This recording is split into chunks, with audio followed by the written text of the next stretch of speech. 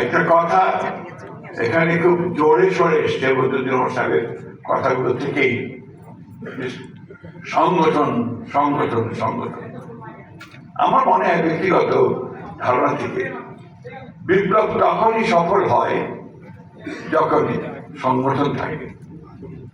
আজকে এই যে একটা হতাশা এসছে, এই হতাশার মূল কারণটা হচ্ছে যে সংগঠনের অভাব।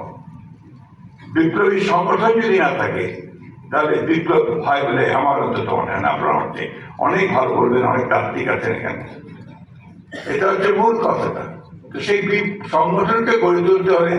আমার মনে হয় আজকে যারা বিপ্লব করতে চান, সমাজ বদলাতে চান, যারা সাধারণ মানুষের অবস্থার পরিবর্তন করতে চান, তাদেরকে অবশ্যই সেই সংগঠনকে শক্তিশালী করতে হবে, আরো মজবুত করতে হবে এবং একেবারে এই বদরুদ্দীন ওমর সাহেবের ভাষায় মানুষের কাছে চলে যেতে হবে, তাহলেই সেটা সম্ভব হবে। আমাকে আমাদের জানান, আমি আবার আপনাকে ধন্যবাদ জানাচ্ছি, আপনাদেরকে সবচেয়ে শুভেচ্ছা।